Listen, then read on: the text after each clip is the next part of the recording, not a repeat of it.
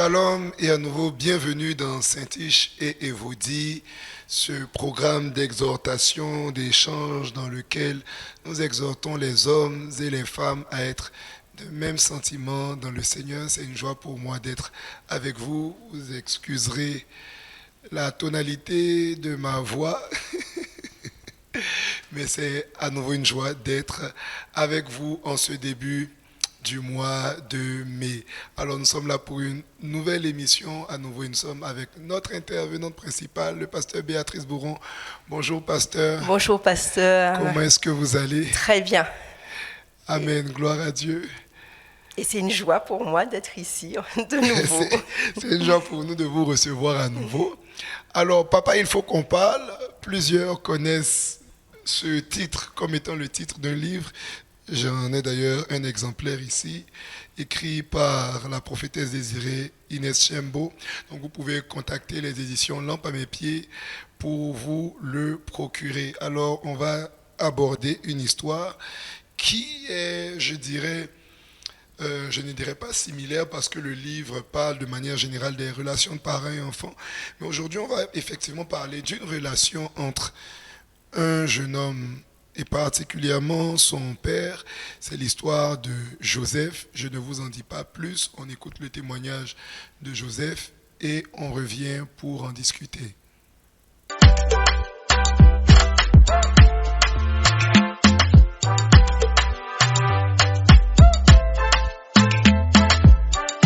Bonjour, je m'appelle Joseph, mais vous pouvez m'appeler Joe. J'ai 23 ans.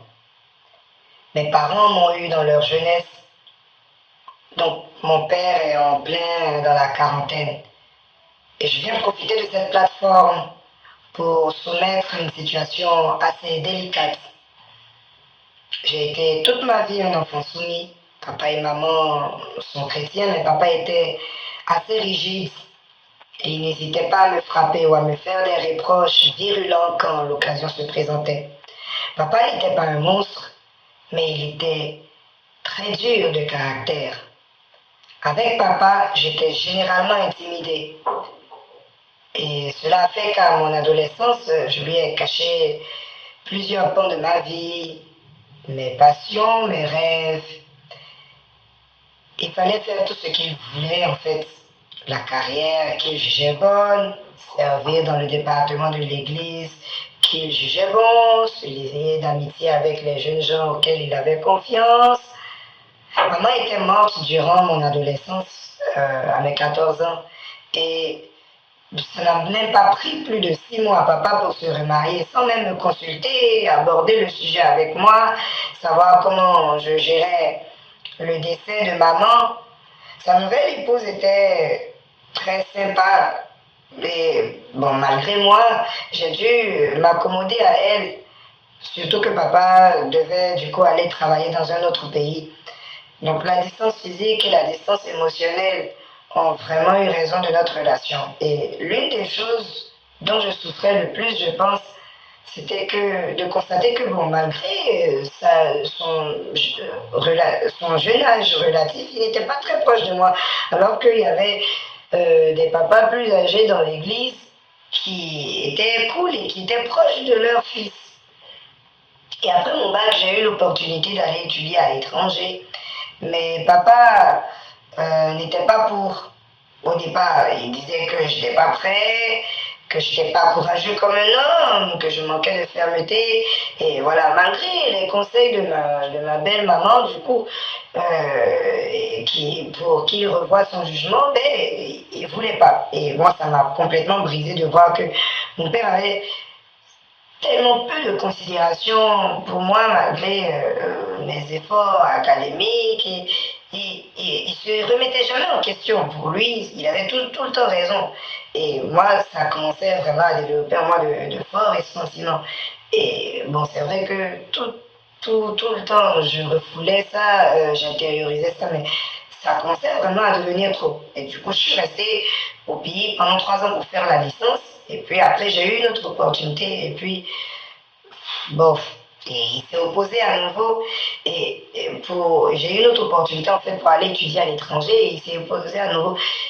ça a été vraiment la goutte d'eau qui a fait déborder le vase. Alors quand il est rentré de sa mission de l'étranger, moi j'ai pris mon courage à deux mains pour l'affronter quand même sur le sujet. Mais et voilà, il m'a carrément méprisé. Il m'a dit que si j'étais aussi courageux que je le prétendais comme un homme, j'aurais certainement pris les devants pour aborder ce sujet il y a 3 ans. Et bon, sous le coup de la colère, moi aussi je lui ai lâché en criant, et ben, toi si c'était véritablement l'homme que tu penses être, pourquoi t'as laissé maman mourir? Bon, sur le coup, en fait, bon, après que ce soit sorti, bon, je me suis rendu compte que j'y étais quand même allé fort et bon, le silence était resté dans la maison. Bon, moi, je suis sortie de la maison pour évacuer un peu la tension et tout ça.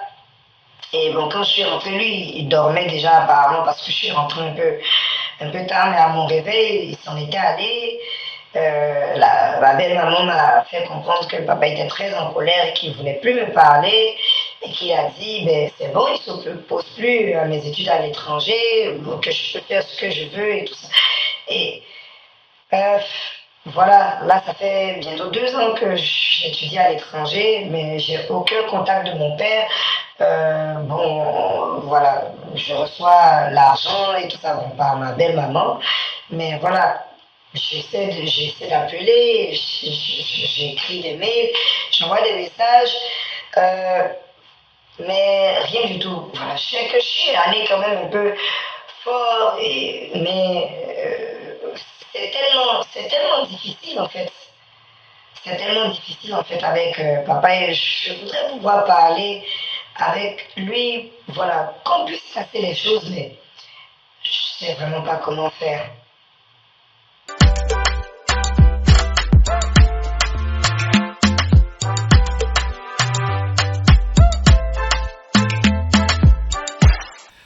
Papa, il faut qu'on parle. Waouh. Pasteur, cette histoire bon, me déchire un peu le cœur. La première question que je veux poser, peut-être que c'est à la fin que j'aurais dû la poser. La première question que je voudrais poser, c'est est-ce qu'on aurait pu éviter d'en arriver là? Ah oui, on aurait pu éviter tout à fait. Et c'est vrai que c'est une histoire qui est triste. Et je me rends compte malheureusement qu'il n'est pas si rare que cela. Mais on aurait pu éviter, tout à fait. On aurait pu éviter d'en arriver là en fait. Ok. Alors le premier pan de l'échange que je voudrais qu'on aborde, c'est d'abord l'attitude des parents. Alors, je ne sais pas, peut-être que dans le contexte africain, je ne sais pas forcément comment ça se passe en Europe ou dans d'autres continents, mais on a l'habitude de voir le père comme étant la figure la plus rigide et la mère comme étant la figure la plus flexible. Ailleurs aussi. Et du coup, la question que je voudrais poser, déjà dans un premier temps, est-ce que le père, il doit forcément être le plus sévère ou bien quelquefois la mère peut être la plus sévère? Comment ça se passe? Est-ce que forcément l'un des parents doit être sévère? Est-ce qu'ils doivent tous les deux être sévères? Est-ce qu'ils doivent tous les deux être flexibles, cool? Comment ça se passe? Alors, déjà, la première chose, il faut l'équilibre. Ok. Il faut l'équilibre. Après, souvent, comme c'est le père qui est le chef de famille, on a souvent tendance à associer la sévérité au père parce que c'est le chef de famille. Et on se rend compte effectivement que souvent, c'est le père qui endosse cette casquette. Mais ce n'est pas forcément le père. Moi, ce que j'estime, il faut l'équilibre. C'est vrai que souvent, on se rend compte qu'il y aura un des parents, mais ce n'est pas forcément le père. Il y aura un des deux parents, effectivement, qui sera un peu plus sévère par rapport à l'autre. Mais je pense que cet équilibre est important. C'est important, en tout cas, dans la famille. par rapport à l'enfant au niveau des repères. Après, c'est sûr que l'enfant, très tôt, il va identifier qui est plus souple par rapport à l'autre. Et il ira forcément, généralement, vers celui qui est le plus flexible, entre guillemets. Mais il faut cet équilibre. Parce qu'imaginez, dans une famille où les deux parents sont sévères, alors quand je parle de sévérité, attention, donc à ne pas confondre avec de la méchanceté. Sévère, il faut, c'est-à-dire qu'on laisse pas tout passer. On sait reprendre, réprimander l'enfant, parce que on est aussi dans une génération où il ne faut pas toucher l'enfant, il ne faut pas frustrer l'enfant. Donc c'est important de pouvoir reprendre l'enfant, de pouvoir corriger l'enfant. C'est biblique. C'est tout à fait biblique de corriger l'enfant. D'accord. Mais on peut être le parent le moins sévère, entre guillemets, tout en corrigeant. Ah oui, ce n'est pas forcément parce qu'on a été identifié comme étant le moins sévère qu'on est le parent qui va tout accepter et le parent qui ne va jamais corriger. On reste... Ce qui m'emmène directement à ma deuxième question. Du coup, où se situe la limite quand on est justement le plus sévère, jusqu'où on ne devrait pas arriver, et quand on est le plus cool, jusqu'où on ne devrait pas laisser les choses faire? Alors, le plus sévère, la Bible est claire dans Colossiens 3, verset 21.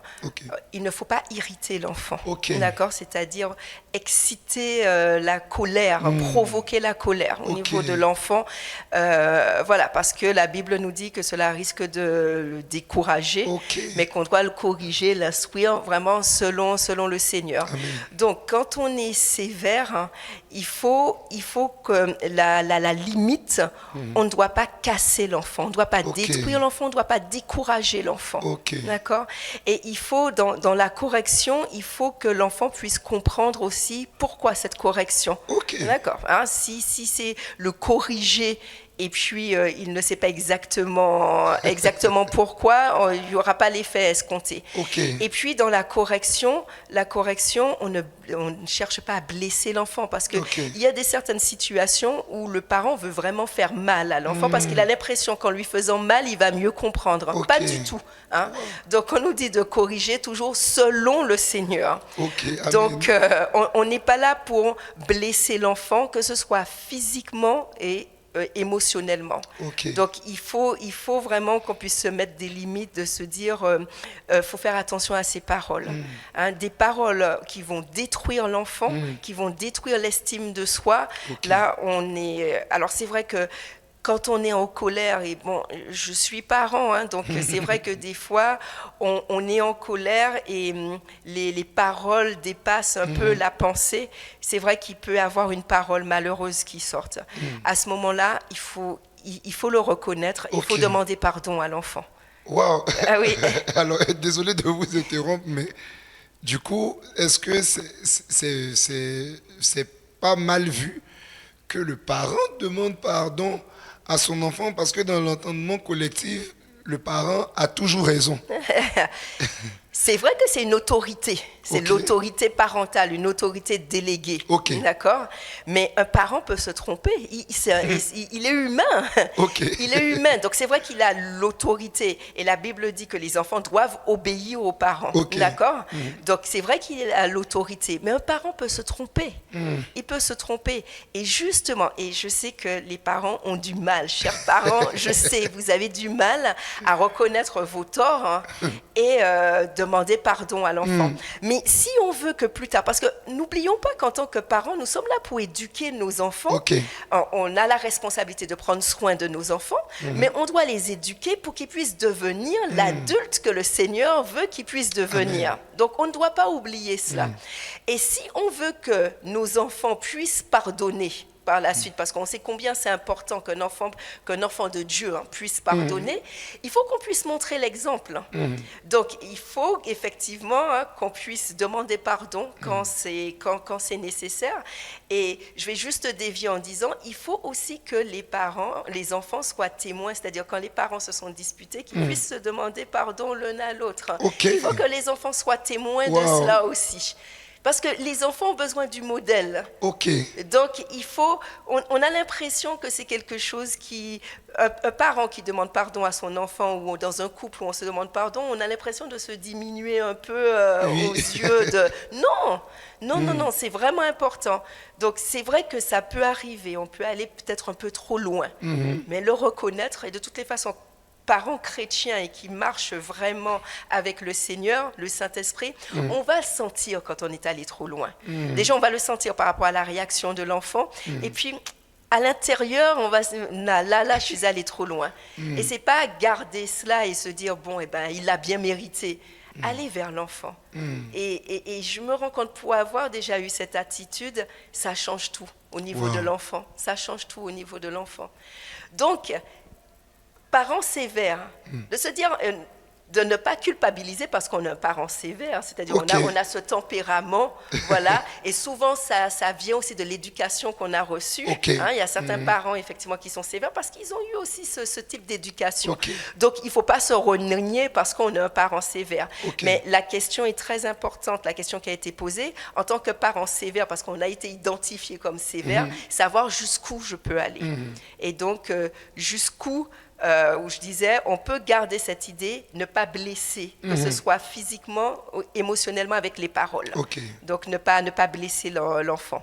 Après, pour un parent un peu plus flexible, donc, ce n'est pas parce qu'on a un parent flexible qu'on doit tolérer tout ce qui est contraire à la parole, tout ce qui est contraire aux valeurs qu'on a inculquées. Il ne faut pas laisser passer. Je sais que, par exemple, il y a certains parents, l'enfant va... C'est vrai que les enfants, quand ils sont un peu plus jeunes, ils ont ce réflexe de taper les parents, et puis de dire, voilà, il est jeune, ce n'est pas grave. Ça, il faut reprendre l'enfant par rapport à ça. Un enfant qui est désagréable, qui fait du bruit, il faut reprendre l'enfant. Et puis, il faut se dire que c'est pas parce qu'on a repris l'enfant qui sera frustré. Mais je crois que les enfants ont besoin aussi d'être frustrés. Un enfant doit connaître la frustration.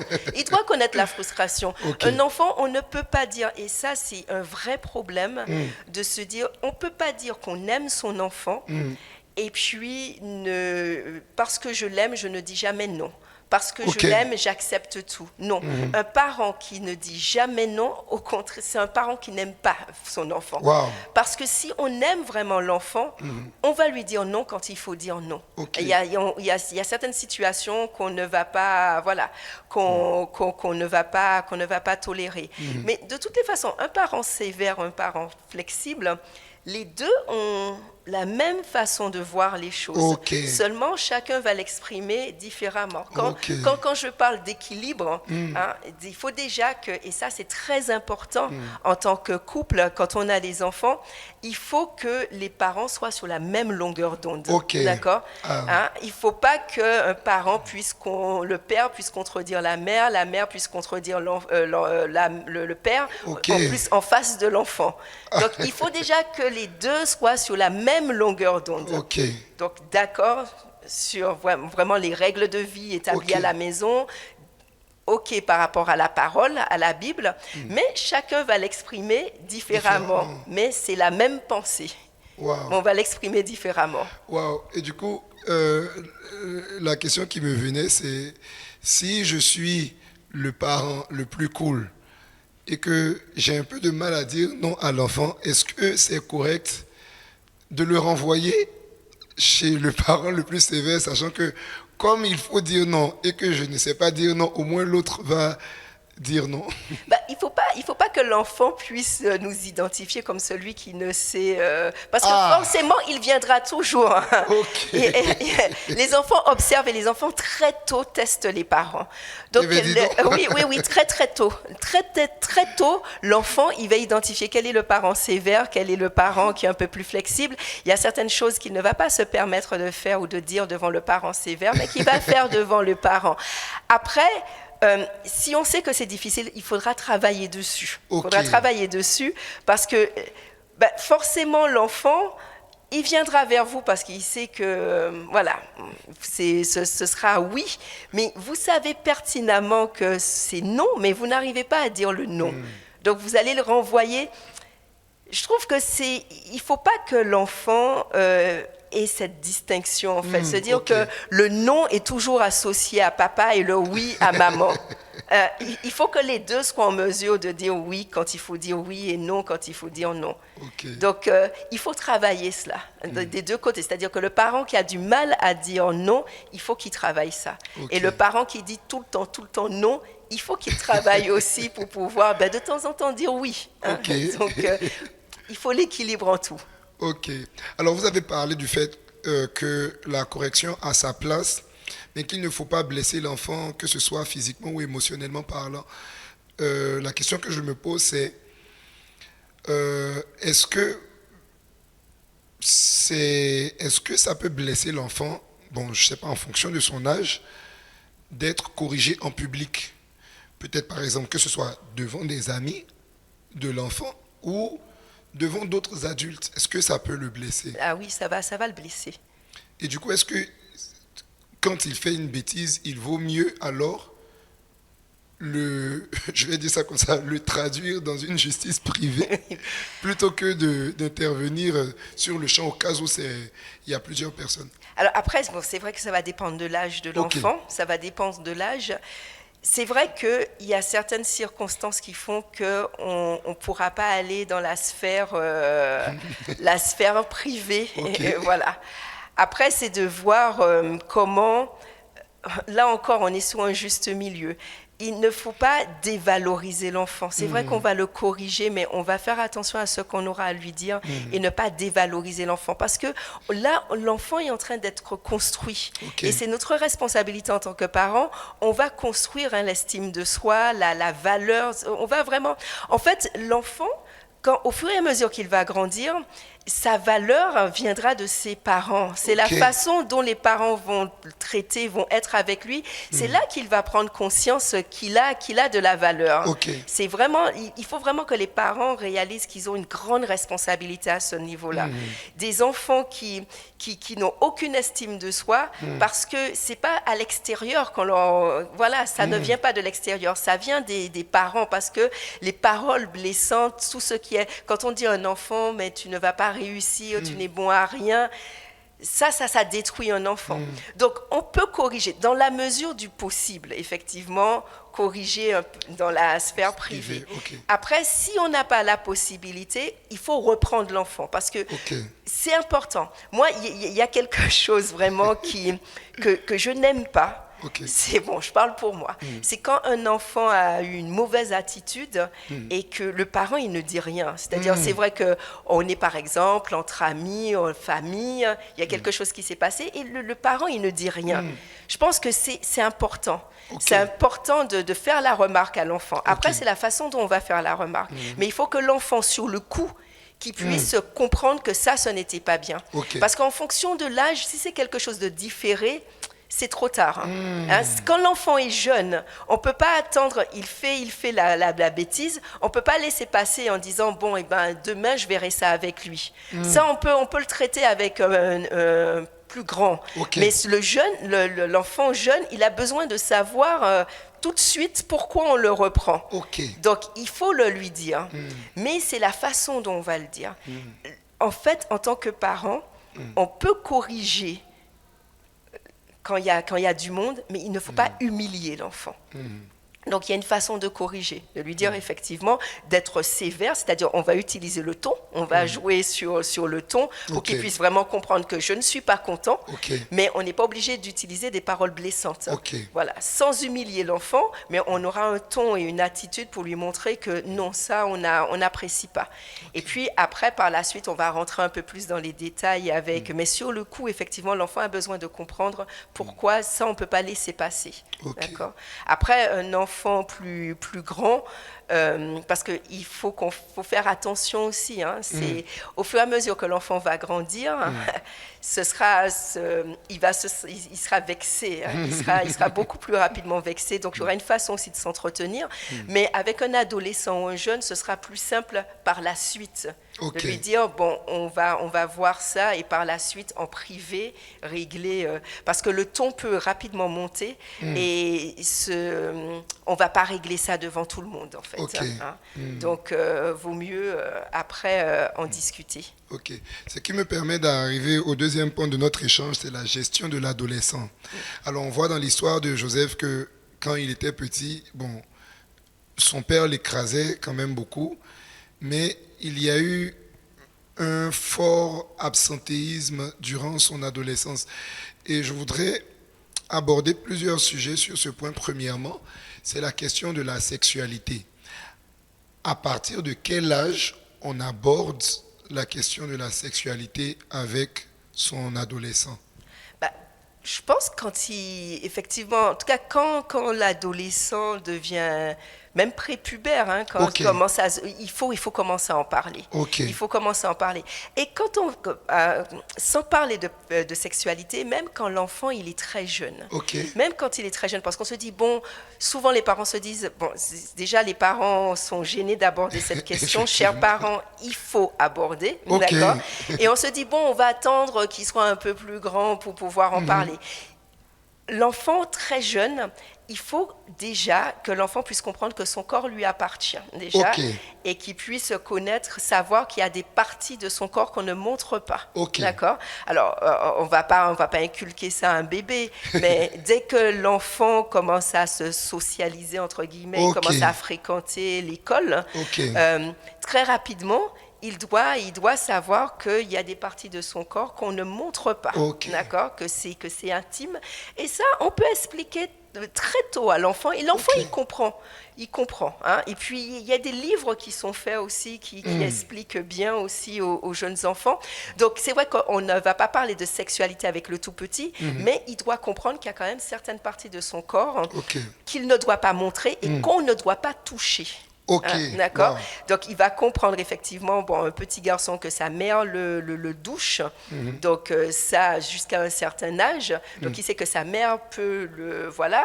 Mais qu'à un certain moment, et c'est pour ça que, chers parents, ne douchez pas vos enfants. À un certain âge, il faut arrêter de doucher l'enfant. Vous allez lui montrer quand il est petit comment se doucher. Et puis après, il va se doucher. C'est très important que l'enfant, très tôt, connaissent cette intimité. Il se dit, Et puis, il y a des enfants qui d'eux-mêmes disent aux parents, là, à partir... Et c'est là qu'on se rend compte que nos enfants grandissent. Wow. Parce qu'ils vont dire, là, maman, bon, maintenant, je peux faire seul. D'accord. Mais en tout cas, l'enfant, très tôt, il faut qu'il comprenne qu'il y a des parties du corps qu'il ne montre pas et des parties du corps qu'on ne doit pas toucher. D'accord. C'est important. Après, au fur et à mesure, il faut, chers parents, que vous puissiez vous dire que si vous ne parlez pas aux enfants, les enfants iront chercher l'information ailleurs. Wow. D'accord? Et généralement, ils auront une mauvaise information. Parce qu'ils vont chercher l'information où? À l'école, au niveau de leurs amis, d'accord? Ou sur les réseaux sociaux, et rarement on trouve la bonne information. Donc, c'est pour cela que c'est vraiment important. Gardez en tête que il y a le temps de questionnement. Ok. Hein, l'enfant le jeune garçon qui va, il voit que son corps change. Le jeune garçon qui, par exemple, est bon au réveil, il va, voilà. Donc, il va poser la question. Il faudra lui expliquer. Ok. Parce que le problème aussi, pourquoi c'est important en tant que parent de parler de la sexualité aux enfants? Parce qu'on se rend compte que beaucoup d'adultes ont une image biaisée de la sexualité. Ok. Pour eux, la sexualité, c'est une mauvaise chose parce que c'est toujours présenté ainsi. Et très jeune, c'est pour ça que les parents doivent en parler aux enfants pour qu'ils puissent comprendre que la sexualité, c'est Dieu, ça a été créé par Dieu et qu'ils aient une vision. Il faut qu'ils puissent connaître la sexualité saine pour savoir lorsqu'elle est déviante. Et ça, c'est la responsabilité du parent. Pas la responsabilité du tonton, de la tata de Non, l'école du non, dimanche. non. C'est la responsabilité des parents d'aborder ces questions. Et donc, il y a deux façons d'aborder. C'est vrai qu'on peut rebondir sur les questions de l'enfant, parce que l'enfant, la première question qui vient, papa, maman, comment on fait les enfants? C'est ça. Généralement, tous parents redoutent cette question. C'est la première question. Ok. Et donc, il faut justement profiter de cette question pour pouvoir rebondir et puis Ok. aborder aussi d'autres questions. Ok.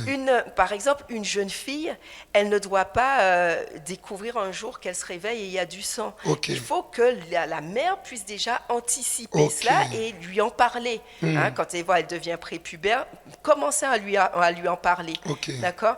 Et donc, on peut partir des questions des enfants. Et on peut aussi anticiper. Quand Ok. on commence à avoir certains changements, on crée le cadre. C'est pour ça que c'est important d'avoir cette communication. On crée le cadre pour qu'on puisse en parler avec des mots simples. On évite de tourner autour du pot. Du moins, on dit les choses très simplement. On demande au Saint-Esprit de nous inspirer.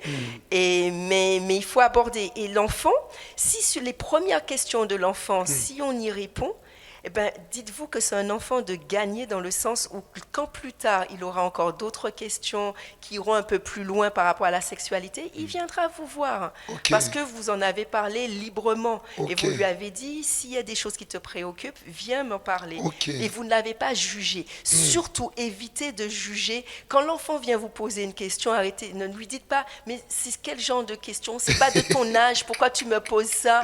Arrêtez. Ok. Et ne vous dites pas que l'enfant vous pose la question parce que justement il a des intentions et que du coup il vient vous poser. Ne voyez pas le mal Ok. par vous. Hein. Dites-vous que là c'est déterminant. Si vous esquivez ce type de questions, l'enfant plus tard, si là au début vous évitez ce type de questions, l'enfant plus tard il ne viendra plus vous poser les questions. Il va chercher l'information ailleurs. Donc voilà. Même si vos explications sont maladroites, hein, parce que des fois, on est pris au dépourvu, donc c'est bien de se préparer aussi. Hein. Ok. Des fois, on est pris au dépourvu, même si la question est maladroite, mais répondez. Vraiment, répondez. C'est Ok. important. Wow. Et du coup, avec la puberté, l'adolescence, viennent aussi les pulsions et les sentiments. Quand votre ado vient vous dire « Maman, je suis tombé amoureux de quelqu'un au lycée », comment on s'y prend? Oui. Ben, déjà, on lui crie pas dessus. Ok. On lui crie pas dessus. Et puis, on se souvient que nous, quand on était adolescents, ben, on a été amoureux aussi. Hein. On a été amoureux et plus d'une fois. Donc, arrêtons de se dire, voilà, l'enfant, il arrive, il est amoureux. On a même là on parle d'un ado, mais on a même des plus jeunes hein, qui viennent, qui disent « Maman, j'ai mon amoureux, j'ai mon amoureuse à l'école ». Donc, il faut que l'enfant puisse comprendre que ce n'est pas un tabou de pouvoir parler de ces choses. Ok. D'accord ? Il faut qu'il puisse comprendre qu'il aura toujours l'oreille du Ok. papa ou de la maman. Et il ne faut pas... Donc, quand un enfant vient vous dire « je suis amoureux », ne commencez pas à juger, à réprimander, à lui dire oh, « non, il faut que tu arrêtes ça tout de suite ». Discutez. Ok. Discutez avec. Ok. Vous discutez. Donc voilà, c'est qui? Est-ce que je connais? Qu'est-ce que tu ressens? Qu'est-ce qui dit que tu es amoureux? Parce qu'on est à cet âge-là, on est amoureux. On est amoureux 5 fois, tous les 3 mois, on est amoureux aussi. Hein. Donc voilà, de questionner, vraiment d'établir le dialogue, de questionner, et puis au fur et à mesure. Donc ça vous permet aussi de juger un peu le degré de la relation, hein, jusqu'où on est dans la relation. Ok. Et rebondir aussi par rapport à cela pour aborder la question des relations sexuelles, de vraiment de rebondir dessus. Mais il faut que l'enfant puisse savoir, il faut vraiment établir ce cadre de la communication. Ok. Il faut que l'enfant puisse savoir, l'adolescent puisse savoir qu'il aura toujours l'oreille des parents et qu'il pourra toujours venir en discuter. Et ça, c'est très important. C'est très important parce que ça permettra, quand on a le dialogue avec les enfants, si quelque chose se passe mal, l'enfant viendra beaucoup plus facilement en parler au lieu d'en parler à quelqu'un d'autre. Ok. Et je vais un peu loin en disant que même, par exemple, si un enfant a été victime d'abus, l'enfant, il viendra vous en parler plus facilement parce qu'il sait qu'il y a ce cadre de communication, il peut vous parler de tout. Donc, voilà. Donc, le premier réflexe, ce n'est pas de tout de suite accuser l'enfant en lui disant que tu es dans le péché, que c'est mal, que non. Hein, c'est de poser les questions, déjà parce que ça montre à l'enfant que vous vous intéressez à sa vie, hein, vous ne vous intéressez pas seulement à ses notes à l'école, que vous vous intéressez aussi de sa vie, de ce qu'il peut ressentir, de ses sentiments. Et l'enfant, quelque part, il est valorisé par rapport à ça. Donc, il faut poser les questions, il faut creuser, justement pour savoir où ça en est. Hein? Est-ce que les choses, c'est sérieux? Est-ce que c'est engagé? Jusqu'où ils en sont? Est-ce qu'ils se sont déjà embrassés? Hein? Donc, il faut aussi poser la question. Et là, ça vous permet, mais calmement, d'expliquer à l'enfant aussi le baiser, les relations sexuelles, les attouchements, parce qu'il n'y aura pas forcément des relations sexuelles, mais il y aura des attouchements. Donc, vraiment en discuter avec l'enfant et surtout éviter de dire simplement « tu ne peux pas, tu n'as pas le droit de faire ça ». Justement, parce que j'allais en arriver là, est-ce qu'on dit du coup à son enfant « tu arrêtes cette relation », je vais dire ça comme ça directement? Je pense que lorsque vous allez discuter avec l'enfant, la première étape, il peut de lui-même se dire bon, j'arrête. En tout cas, surtout si c'est allé suffisant, si c'est allé loin. Donc lui expliquer pourquoi il ne peut pas, ils peuvent pas s'embrasser, ils peuvent pas se toucher. Donc lui expliquer pourquoi et de lui-même qu'il puisse arrêter. Après, de lui expliquer aussi que c'est pas quelque chose qu'on essaie, du moins de se dire que on essaie plusieurs relations et puis après on va voir, il faut qu'on goûte à quelque chose par la suite. Il faut que l'enfant rapidement puisse comprendre que quand on s'engage dans une relation, là, c'est le mariage. Et généralement, quand il se projette pas du tout, mais il faut qu'il puisse comprendre que c'est sérieux. Il faut que très tôt l'enfant puisse comprendre qu'on ne peut pas sortir ensemble et puis faire comme les autres, on sort ensemble, et durant cette année scolaire, on va sortir ensemble et puis l'année scolaire prochaine, il faut que l'enfant puisse comprendre l'importance des relations et l'engagement. Donc que ce soit quelque chose qu'il faut qu'il ait cette notion que c'est quelque chose de sérieux, que c'est pas je vais essayer puis après on verra. D'accord.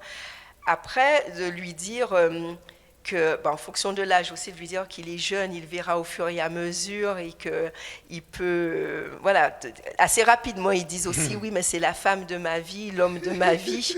Mais il faut que les enfants fassent leurs propres expériences. N'ayez pas peur de laisser vos enfants faire les propres expériences.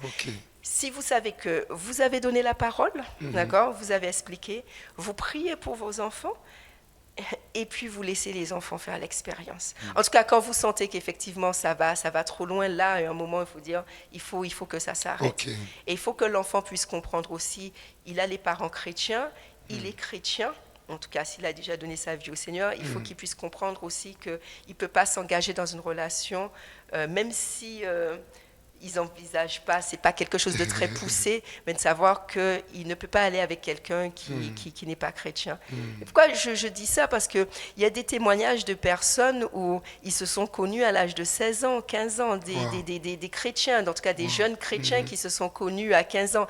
C'est pour ça que je dis que, attention, il faut vraiment juger et puis adapter en fonction des circonstances. Parce que ça arrive que deux jeunes chrétiens à l'âge de 16 ans, ils savent que,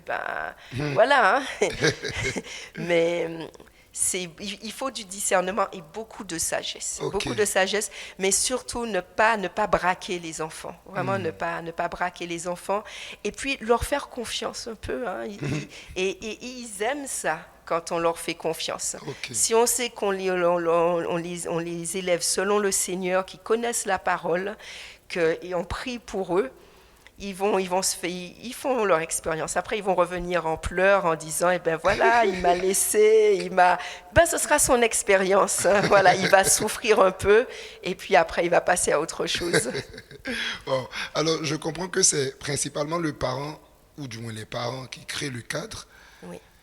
si, je pense qu'il y a certainement des parents qui nous suivent, des parents ont raté un certain coche avec leur enfant, comment on fait pour rectifier s'il y a une cassure qui s'est créée avec l'adolescent, il n'est plus très communicant sur sa vie, comment on fait pour restaurer la relation de confiance? Alors, il faut déjà accepter le fait que ça peut prendre du temps. Ok. Parce que parfois, on veut que tout de suite ça puisse remarcher. Il faut laisser le temps à l'adolescent. Se dire que ça peut prendre du temps. Ça peut prendre du temps. Renouer le dialogue, c'est important, mais laisser du temps. Et Ok. il va finir par revenir s'il voit que vous faites des efforts. Il va revenir. Après, on peut introduire une tierce personne. Ok. Lorsque je reviens sur l'histoire, Oui. pour rebondir un peu sur l'histoire, on voit que sa belle-mère est plutôt de son côté, dans le sens que la belle-mère est quand même assez sensible à sa situation. Et dans ce cas particulier, je pense que la belle-mère a vraiment un rôle à jouer pour pouvoir faire renouer le dialogue. Parce que c'est un peu cette personne intermédiaire, donc son mari, son beau-fils, voilà. Et on voit bien que le beau-fils il n'y a pas voilà, il s'entend, en tout cas, il reconnaît en tout cas qu'elle est plutôt favorable. Donc là, en tout cas, dans ce cas-là, on a un bel exemple lorsqu'il faut qu'une tierce personne puisse intervenir dans cette relation. Là, c'est la belle-mère, ça peut être un pasteur, ça peut être... En fait, il faut que ce soit quelqu'un en qui les deux ont confiance. Que l'enfant et le parent, ils ont confiance en cette personne. Donc, il ne faut pas avoir peur, il ne faut pas se dire, bon, c'est vrai que c'est quelque chose qui se passe dans la famille, introduire une tierce personne. C'est vrai que ce n'est pas toujours quelque chose qu'on va préconiser, mais ça dépend de qui est cette tierce personne. Si c'est quelqu'un de confiance, si c'est un pasteur, quelqu'un à l'église qui peut jouer ce rôle de médiateur, parfois ça peut être nécessaire d'avoir un médiateur dans cette situation. Parce que la blessure, il y a différents niveaux, mais c'est vrai que la cassure peut être tellement importante que même le parent, par rapport aux efforts, par rapport à essayer de renouer le dialogue, ça peut prendre du temps. Ça peut prendre du temps. Après, on voit des choses, effectivement, mais en tant que parent, ne pas se décourager, continuer à attendre la perche jusqu'à... Et Joe, parce qu'il dit, appelez-moi, je mets Joe, ou Joseph, c'est vrai qu'il disait que son père ne répondait pas, ne répond pas à ses messages, mais il faut continuer. Il y a quelque chose... Souvent, on se rend compte qu'à un moment, il y aura un déclic.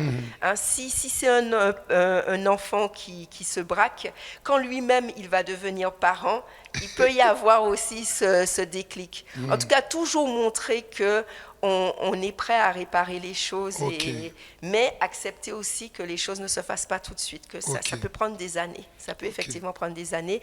Et puis, s'il y a cette possibilité qu'une tierce personne, un médiateur entre guillemets, puisse intervenir. Alors vous avez bien fait de parler de la belle-mère parce que justement c'est le sujet que je voulais aborder. Joseph perd sa mère, donc le père de Joseph perd son épouse. On voit que assez rapidement il se remarie et bon, dans le cas échéant, ça, entre guillemets, ça a été rattrapé parce que la belle-mère savait communiquer avec Joseph, mais dans certains cas, ce n'est pas forcément évident. Parce qu'il dit qu'il s'est senti quand même brusqué que quelqu'un d'autre rentre dans leur famille aussi rapidement. La question que je veux me poser, c'est quand un parent part, que ce soit par la mort ou par le divorce, comment on gère avec l'enfant déjà? Est-ce qu'on a besoin de la permission de l'enfant pour se remarier? Est-ce qu'on doit, entre guillemets, négocier avec l'enfant, bien essayer de lui faire comprendre comment ça se passe? On n'a pas, il ne faut pas la permission de l'enfant pour se remarier, non. Après, juste avant de rentrer un peu plus en profondeur, faut savoir, en tout cas, l'expérience a montré que les hommes, quand ils perdent leur épouse, vont se remarier beaucoup plus rapidement que l'inverse. L'épouse, la veuve, c'est quelque chose qui va prendre un peu plus de temps. Se se remarier. Par contre, en tout cas, les statistiques montrent que les hommes vont se remarier. En tout cas, bon, je ne sais pas comment expliquer ça, est-ce que la solitude ou voilà, mais ils ont tendance à se remarier beaucoup plus rapidement que les femmes. Après, donc non, il faut pas la permission, c'est pas l'enfant qui va décider est-ce que je peux épouser ou pas. Mais il faut le dialogue avec l'enfant. C'est-à-dire qu'il faut pas que l'enfant puisse découvrir du jour au lendemain qu'il y a quelqu'un dans la vie de son père et que là ils vont se marier puis on le met devant un peu le fait accompli. Non, il faut dialoguer. Il faut expliquer à l'enfant, effectivement, j'ai rencontré quelqu'un, rassurer l'enfant, parce que l'enfant, en fonction de l'âge aussi, l'enfant va vivre ça aussi comme une trahison, c'est-à-dire finalement tu n'aimais pas vraiment maman parce que et il faut expliquer à l'enfant aussi que ça ne veut pas dire que voilà, maman, je vais toujours l'aimer, hein, mais que voilà, j'ai besoin aussi qui est aussi quelqu'un de vivre. Il faut expliquer. Il faut vraiment expliquer à l'enfant, mais ne pas avoir la permission de dire si l'enfant ne veut pas, non. Non, mais il faut être dans le dialogue. Mais il faut se dire qu'en quelque part, il y aura toujours quelque chose dans le cœur de l'enfant. Il y aura toujours... Donc, il faut en parler et il faut être attentif à ça. Il faut vraiment être attentif. Faut régulièrement en parler. Et même une fois qu'on est marié, il faut être attentif. Et puis...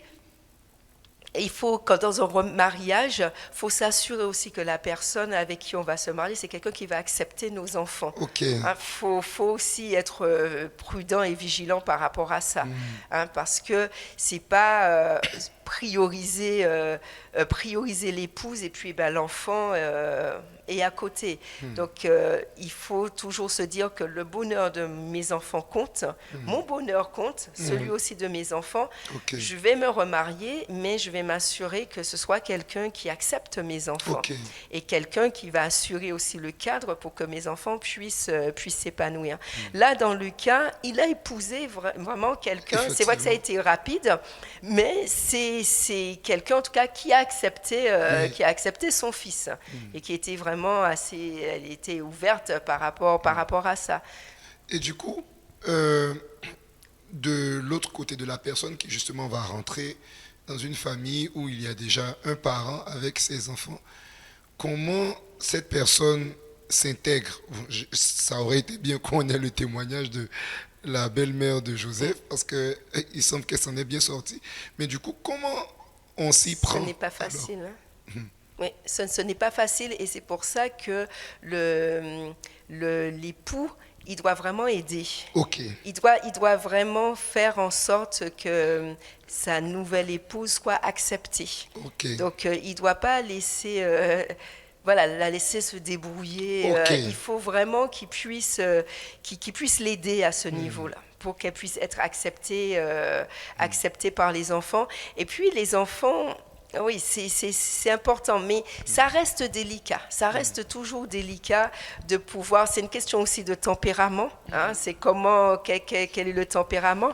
Mais je pense que ça va bien se passer si déjà on part du principe que on va accepter, qu'on va tout faire pour pouvoir s'intégrer et accepter les enfants. Et surtout, ce qui ne va pas marcher, c'est si on veut se substituer, c'est-à-dire qu'on veut effacer, c'est-à-dire la mémoire de la mère biologique. Et ça, il ne faudra jamais essayer de prendre la place. La mère biologique reste la mère biologique. Et je pense que ça, un enfant très rapidement sera rassuré quand il voit que la nouvelle mère qui arrive ne cherche pas à prendre la place de sa mère. Et c'est vraiment important d'avoir cette attitude. Et dès le départ, de lui dire, je ne vais pas remplacer ta mère. C'est vrai que les enfants, quand ils sont plus jeunes, la belle-mère, ils vont l'appeler plus facilement maman, mais un ado, on ne va pas obliger l'ado à l'appeler maman. S'il veut l'appeler par son prénom, il l'appelle par son prénom. Il faut que la belle-mère garde sa place aussi, et se dise qu'effectivement, elle va jouer ce rôle de mère pour pouvoir accompagner l'enfant dans sa croissance, qu'il puisse devenir l'homme ou la femme qui doit être. Donc, Ok. elle a son rôle pour l'accompagner, mais il faut qu'elle se dise qu'elle ne va pas prendre la place. Ok. Et qu'elle puisse rassurer l'enfant aussi par rapport à ça. Je ne suis pas là pour prendre la place de ta maman. Ok. Hein, ça, il faut être au clair. Waouh. Dans le chapitre 4 de Papa, il faut qu'on parle, c'est intitulé Papa, je quitte l'entreprise familiale. Dedans, la prophétesse parle de Jean et Jacques, les fils de Zébédée, qui ont laissé le commerce de leur père pour suivre Jésus. Alors, c'est vrai que ce n'est pas le cas de Joseph, mais on voit qu'il y avait des frictions quant aux études à l'étranger. Et j'ai constaté avec plusieurs personnes, en tout cas que j'ai côtoyées, qu'il y avait des incompréhensions sur le choix de la filière, ce que je veux faire, ce que les parents veulent que je fasse. Qu'est-ce qu'on fait en tant que, je vais dire, adolescent ou post-adolescent? On entre dans les études universitaires, on a envie de faire quelque chose, les parents veulent plutôt nous confiner dans autre chose. Comment on s'y prend? C'est pas évident. C'est pas évident, déjà parce que les parents, ils se projettent beaucoup sur les enfants et ils ont du mal à laisser l'enfant choisir. Et ils ont déjà, même avant que l'enfant naisse, déjà dans le ventre, ils ont déjà tracé vraiment l'avenir de l'enfant, les études, voilà, il va se marier avec telle personne, il va vivre là. Et c'est vrai qu'il y a une projection qui se fait.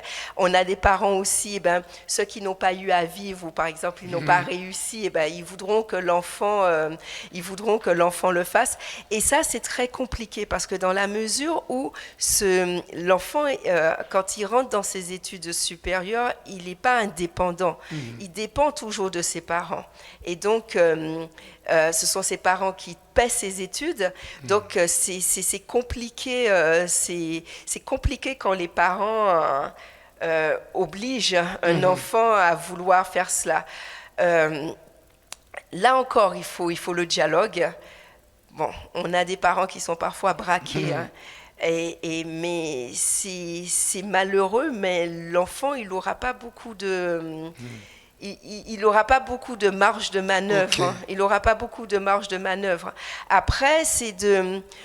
moi, quand je suis confrontée à ce type de cas, moi, ce que je conseille aux personnes, c'est de faire ces études, Okay. de faire ces études et de les faire bien, en tout cas, et que ça donne la possibilité, une fois qu'ils ont... Voilà, qu'ils ont fait les études que les parents voulaient et qu'après qu'ils puissent entrer, qu'ils puissent être légitimes, en tout cas montrer j'ai fait ce que vous vouliez, maintenant je veux faire, je veux faire ce qui m'intéresse, ce que j'ai vraiment à cœur.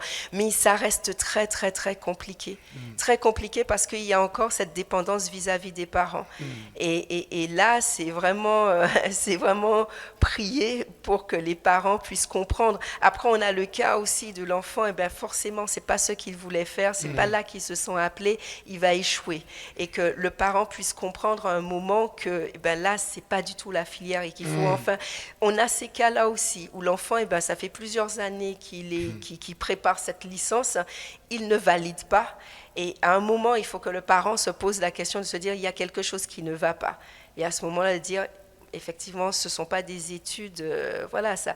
Et ça met beaucoup de pression sur l'enfant, surtout lorsque le parent va orienter l'enfant vers des études. Alors, ce n'est pas seulement ce qu'il ne veut pas faire, mais il ne peut pas. C'est-à-dire qu'un enfant, la prophétesse donne l'exemple dans son livre, du moins elle parle, un enfant qui n'aime pas le sang, c'est quelque chose, voilà, qu'il ne supporte pas et qu'on lui oblige cet enfant à faire des études de santé. Je crois qu'il faut beaucoup de sagesse. Les parents doivent avoir beaucoup de sagesse par rapport à ça.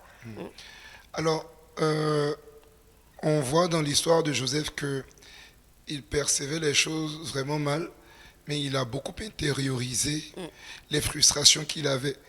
Moi, la question que je me pose, peut-être que c'est parce que son père était très sévère et rigide qu'il avait peur de lui parler, mais du coup, que ce soit un enfant, je vais dire ça, de moins de 10 ans, ou un adolescent, ou un jeune homme, comment est-ce qu'il peut aborder avec son parent la discussion sur le fait que j'ai des frustrations, je trouve que tu communiques mal avec moi. Comment on fait ça dans la position d'un enfant? Parce que je me dis, pour un parent, c'est probablement plus aisé parce qu'on a la position d'autorité. Tout à fait. Mais pour un enfant, comment est-ce qu'on va vers son parent pour dire je me sens mal avec ta manière de t'y prendre avec moi? C'est pas évident, mais il faut lui en parler. En tout cas, il y a un moment, il faut saisir une occasion et pouvoir lui en parler. Après, si le parent ne veut rien entendre, on peut aussi passer par quelqu'un d'autre. On peut aussi passer par quelqu'un d'autre, quelqu'un qui est proche du parent et lui faire comprendre, en tout cas, pour que cette personne puisse parler au parent, lui dire, bon, attention, là, ça commence, il y a quand même beaucoup de frustration, il faut là que vous puissiez parler. Mais c'est vrai que ce n'est pas toujours évident pour l'enfant. Il faut vraiment saisir une occasion, pouvoir l'exprimer. Mais c'est important de pouvoir l'exprimer. C'est important parce qu'on voit dans son cas, il se présente même comme un enfant soumis, le père et voilà, il était sévère, il a tout pris sur lui et puis un jour ça a explosé. Un jour ça a explosé. Donc il faut quand même essayer d'en parler. Bon, en tout cas si les deux parents sont là, si on sait que c'est un peu plus simple avec la mère, donc en parler avec la mère.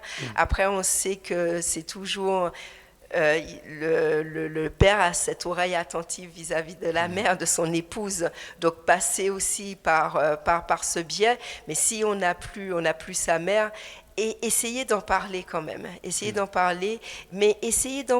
mais pas sur le ton de l'accusation, pour que le parent ne puisse pas se braquer. Bien souvent, pourquoi ça ne marche pas? Parce que on va commencer à en parler avec de la colère, avec de l'accusation, avec du jugement, et là automatiquement le parent va se braquer.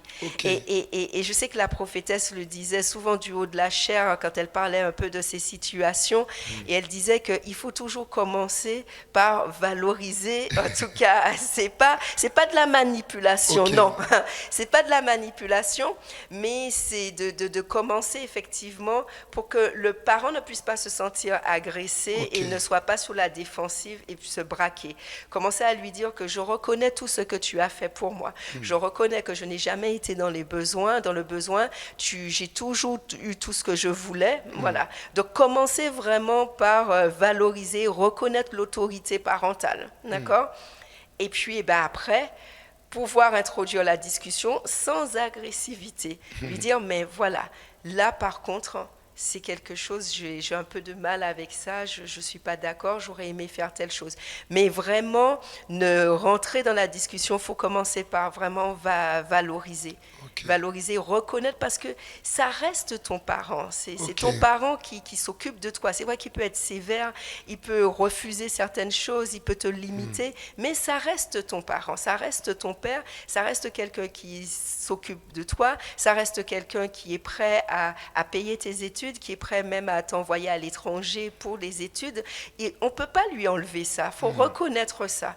Et donc, il faut commencer justement par reconnaître ça. Vraiment reconnaître ça et après en discuter. Après, s'il ne veut rien entendre, il ne veut rien entendre, mais au moins on a eu la bonne attitude. On a eu la bonne attitude et on n'aura rien à se reprocher par rapport à ça.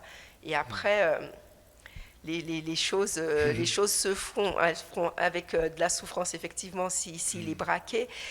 Il faut avoir de la patience. Bon, c'est vrai que lui, il a accepté de ne pas voyager. Après, l'opportunité est venue après. Donc, le Seigneur peut ouvrir aussi des brèches. L'opportunité peut venir aussi après. Mais ne jamais se rebeller. C'est important. Alors, on est en train d'aller vers le terme de notre échange. Mon avant-dernier point, c'est que effectivement, Joseph a fini par exploser. La question que je voudrais poser, c'est est-ce que c'est bien d'en arriver à exploser? Sinon, quels sont les risques auxquels on s'expose et comment est-ce qu'on peut éviter d'en arriver là? Alors, éviter d'en arriver là, il aurait fallu qu'il y ait la discussion et qu'il Ok. puisse en parler plus tôt. Il aurait fallu qu'il puisse en parler plus tôt. Il aurait fallu aussi que l'épouse puisse en parler à son mari. Ok. J'ai un peu l'impression, elle est témoin de ça, mais peut-être qu'elle n'a pas voulu s'immiscer. Elle a, même si c'est la belle-mère, elle a ce rôle, elle a aussi cette autorité parentale. Ok. Il aurait fallu qu'elle puisse en parler aussi, qu'elle aille un peu plus loin, qu'elle ne se Ok. contente pas simplement, bon, il dit non et puis ça s'arrête là, je ne vais pas rentrer dans leur discussion.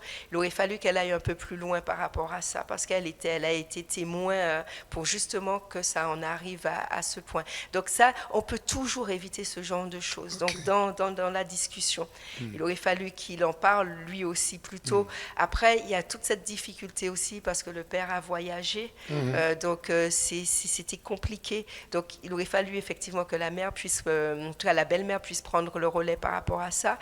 Mais de toutes les façons, à un moment ou à un autre, il faut que ça sorte. Là, c'est sorti. C'est vrai que c'est sorti un peu tard, mais il fallait que ça sorte. Des fois, il faut des clashs. Mais il faut, bon, c'est malheureux qu'on en arrive là, c'est Ok. malheureux. C'est vrai que si on peut éviter le clash, on va l'éviter, mais parfois le clash est nécessaire. Il faut que ça sorte.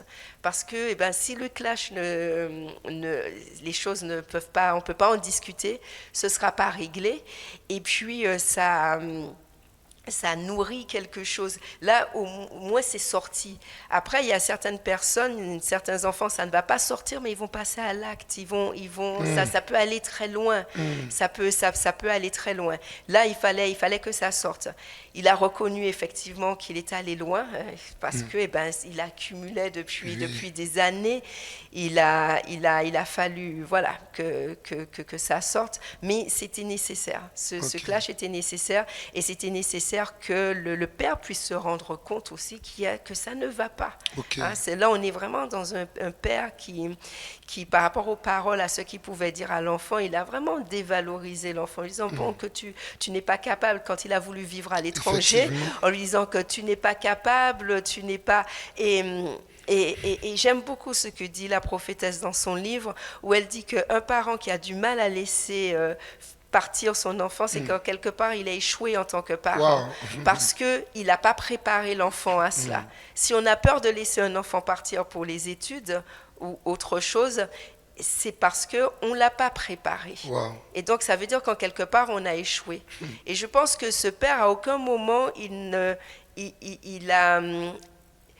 s'est mis là à réfléchir et de se dire qu'il y a des choses quand même que j'ai pas réussi certaines choses et là il faut que je rattrape. Et le problème aussi souvent dans le cas d'un deuil, c'est vrai que la personne qui reste dans le cas du deuil sera enfermée dans sa douleur, dans sa souffrance, dans son deuil, et l'enfant souvent est oublié par rapport à ça, parce qu'on va s'enfermer dans le deuil parce qu'il y a une réelle souffrance et l'enfant sera négligé par rapport à ça. Mais c'est vrai qu'à aucun moment, je pense qu'il était dans sa souffrance et à aucun moment il s'est dit que son fils souffre aussi et qu'il fallait engager aussi le dialogue par rapport à ça. Et aussi, il part du principe qu'il donne tout à son enfant et qu'il n'y a pas de raison que l'enfant soit malheureux parce qu'il donne tout, les études sont payées, voilà. Mais il faut se dire que la présence, ça, il n'y a pas de prix. La présence d'un père, il n'y a pas de prix. Et même si pour des raisons professionnelles, on n'est pas très présent, mais que le dialogue soit maintenu. Mais là, il y a, en tout cas depuis le décès de la mère, il n'y a jamais eu vraiment jamais eu de dialogue. Et c'est là où je dis que vraiment à tout niveau, la belle-mère, elle avait vraiment un rôle à jouer à ce niveau-là.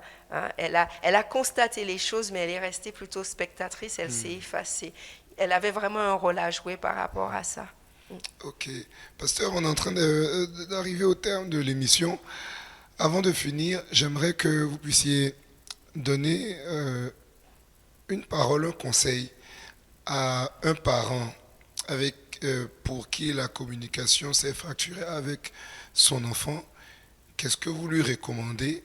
Et dans le cas inverse aussi, à un jeune homme, une jeune femme pour qui la communication s'est fracturée avec les parents. Qu'est-ce que vous lui conseillez? Déjà, beaucoup de patience. Comme j'avais eu à le dire, beaucoup de patience.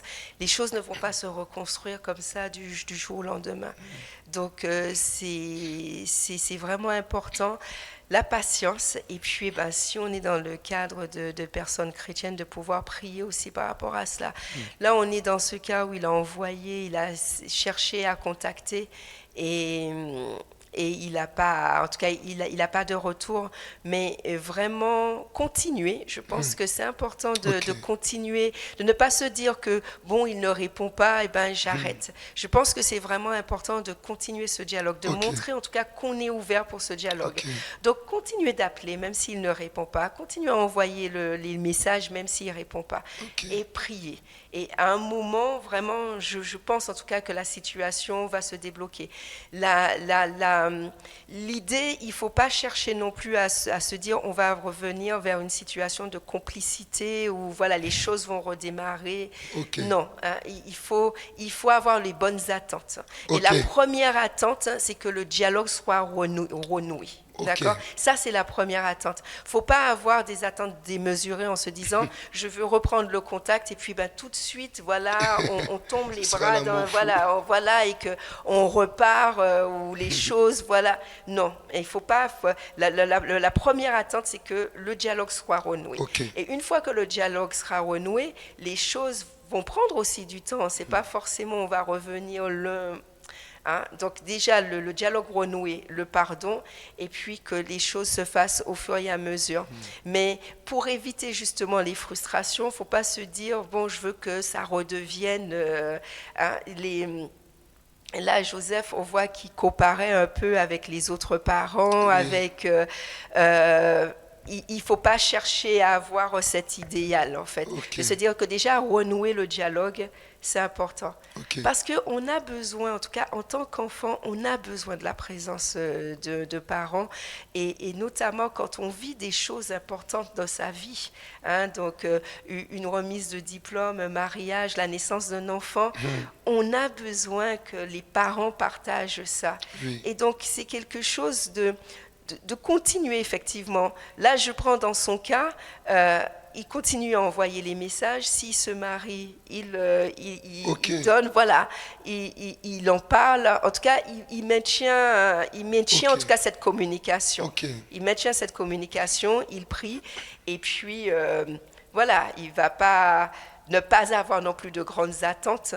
Mais vraiment que cette communication puisse être renouée, cette relation, et puis au fur et à mesure, les choses vont se faire.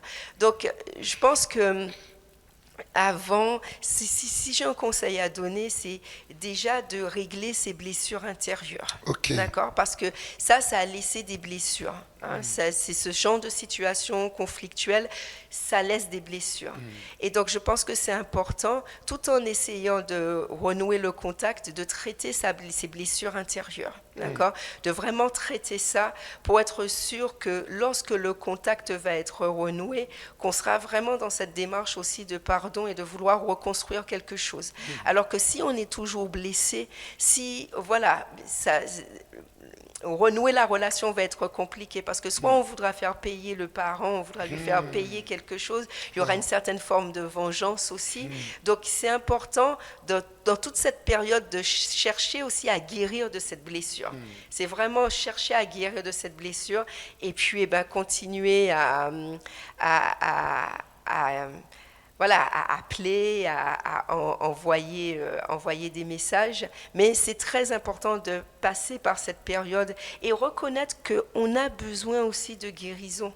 Hein, reconnaître qu'on est blessé, ne pas garder cela. Ne pas garder cela, on a besoin de guérison. Pour l'enfant, parce que ce sera aussi un futur parent, donc c'est important.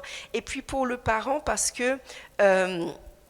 il y a toujours quelque chose, du moins ne pas être en bon terme, en tout cas ne plus avoir de contact avec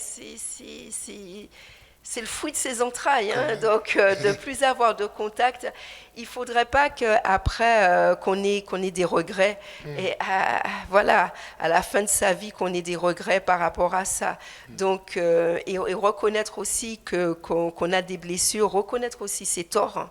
C'est important. Et donc c'est vraiment tout un travail d'accompagnement, de relation d'aide, et puis essayer de renouer le contact, hein. Mais c'est quelque chose qui prend du temps. Ça prend du temps, mais c'est possible. C'est vraiment possible. Amen. C'est possible.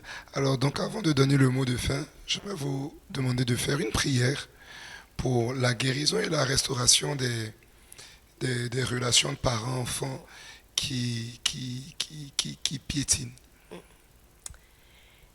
Seigneur, je viens te présenter toutes ces personnes qui écoutent cette émission ou même celles qui n'ont pas eu l'occasion de l'écouter, mais ces personnes qui sont blessées par rapport à des relations, Seigneur, entre parents et enfants.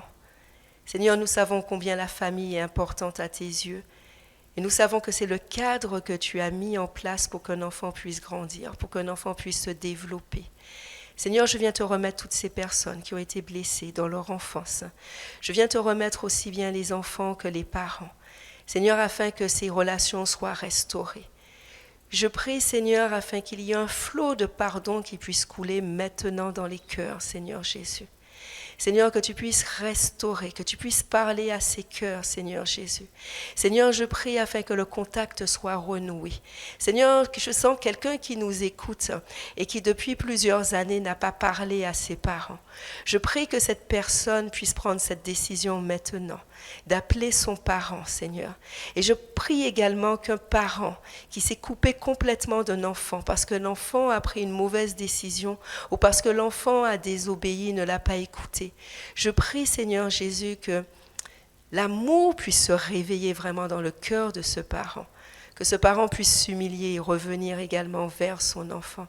Seigneur, n'est-ce pas toi qui, dans la Bible, tu l'as dit, Seigneur, que tu es celui, tu ramènes le cœur des pères vers le cœur des enfants et le cœur des enfants vers le cœur des pères. Et je crois que maintenant, c'est ce que tu es en train de faire. Tu es en train de restaurer ces relations dans le nom de Jésus. Amen. Amen. Waouh, c'est sur cette puissante prière que nous allons nous séparer. Merci beaucoup, Pasteur Béatrice. Merci, Pasteur Johan. C'est toujours un plaisir. Et donc, je vous rappelle que le livre Papa, il faut qu'on parle est disponible aux éditions Lampe à mes pieds. Donc, vous avez les contacts qui s'affichent. Vous pouvez vous le procurer. On se donne rendez-vous le mois prochain, au premier lundi du mois, pour édifier, exhorter les hommes et les femmes à être de même sentiment dans le Seigneur. Shalom.